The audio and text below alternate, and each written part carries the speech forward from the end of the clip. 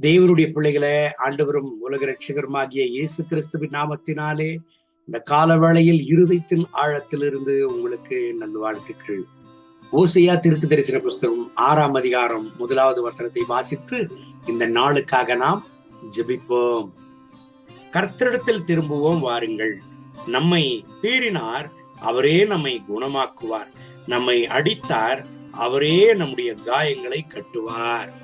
தேவனுடைய பிள்ளைகளை, நம்முடைய காயங்களை கட்டுகிறவரும் நம்மை குணமாக்குகிறவரும் ஆண்டவர் மட்டும்தான்.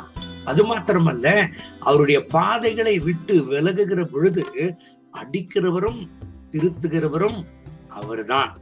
இன்றைக்கு அநேக நேரங்களில நாம் ஒரு தவறான காரியத்தை செய்கிறோம். நம்முடைய பலத்தினால சாதித்து விடுவோம், நம்முடைய திறமைகளினாலே சாதித்து விடுவோம், நம்முடைய தாளந்துகளினாலே சாதித்து விடுவோம், இதை ஜெயித்து விடுவோம் என்று சொல்லி நாம் நினைக்கிறோம். அப்படி இல்லைங்க. யோவான் எழுதின சுவிசேஷம் 15ஆம் அதிகாரத்தில் நாம் வாசிப்போமானால் ஆண்டவராக இயேசு கிறிஸ்துவே சொல்லி இருக்கிறார், அவர் என்று ஒன்றும் நம்மால செய்யக்கூடாதாம், செய்ய முடியாதாம். என் அன்பு தேவனுடைய பிள்ளைகளை, ஆண்டவர் தான் நம்மை உருவாக்கினவர், நம்மை சிருஷ்டித்தவர்.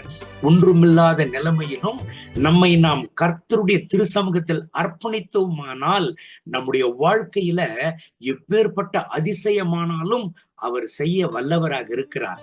எல்லாம் நம்முடைய வாழ்க்கையில உடையவர்களாய் இருந்தும் ஆண்டவரை விட்டு பிரிந்து தாளந்துகளினாலே வாழ்வேன், சாமர்த்தியத்தினாலே வாழ்வேன், திறமையினாலே வாழ்வேன் என்று நம்மை நாம் நம்பி போகிற பொழுது எல்லாவற்றும் இழந்தவர்களாய் பரிதபிக்கிற நிலைமை வந்துவிடும்.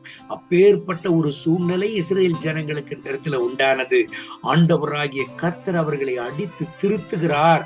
அப்பொழுது தான் அவர்கள் சொல்லுகிறார்கள் ஆண்டவரை குறித்து, நம்மை அடிக்கிறவரும் அவரே, நம்மை குணமாக்குகிறவரும் அவரே, நம்மை அடிக்கிறவரும் அவரே, நம்மை குணமாக்குகிறவரும் நம் காயங்களை கட்டுகிறவரும் அவரே என்று சொல்லி அவர்களை அழைத்த ஆண்டவரை குறித்து இந்த இடத்துல சொல்லுகிறார்கள். இந்த கால வேளையில என் அன்பான தேவனுடைய பிள்ளைகளை, ஒரு கேள்வியை உங்களுக்கு முன்பதாக வைக்கிறேன். என்னத்தான் நான் வேலை செய்தாலும், என்னத்தான் நான் கஷ்டப்பட்டாலும் என் வாழ்க்கையில ஒரு சுகத்தை காணவே இல்லையே, என் வாழ்க்கையில ஒரு சுகத்தை நான் ஏன் கண்டடைய முடியவில்லை, ஒரு மாற்றத்தை ஏன் நான் கண்டடைய முடியவில்லை என்று நீங்கள் வேதனையோடு வியாகுலத்தோடு இருக்கிறீர்களா? அப்படியானால் ஒரு நிமிஷம் உங்கள் வாழ்க்கையை சோதித்து பாருங்கள். எங்கோ நீங்கள் கர்த்தரை இழந்திருக்கிறீர்கள், கர்த்தருடைய பாதையை இழந்திருக்கிறீர்கள். காரணம், அவர் நம்மோடு கூட இருப்பாரானால் நம்மை கைவிடவே மாட்டார். அடித்தாலும் அணைப்பார், பீறினாலும் காயங்களை கட்டி அவர் குணமாக்குவார். சோர்ந்து போகாதீங்க என் அன்பு தேவனுடைய பிள்ளைகளை. வேதம் சொல்கிறது, கர்த்தரை நம்புகிறவனோ செழிப்பான் என்று சொல்லி. கர்த்தரை நம்புங்க. உங்க வாழ்க்கையில காயங்களை கட்டுகிறது மாத்திரமல்ல, உங்களை குணமாக்குகிறது மாத்திரமல்ல, உங்களை செழிப்பான அனுபவங்களுக்குள் நடத்தி உங்களை ஆசீர்வதித்து பலப்படுத்துவார்.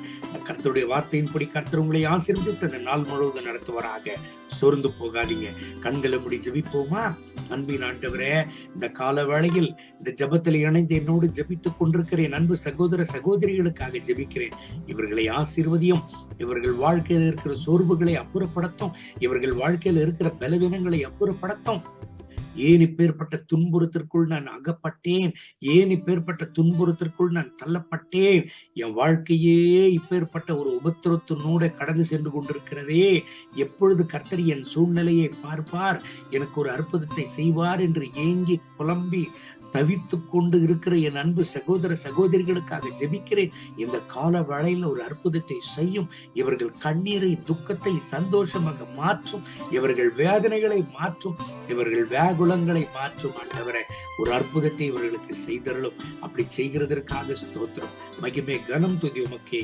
இயேசுவின் நாமத்தில் பிதாவே, ஆமென், ஆமென்.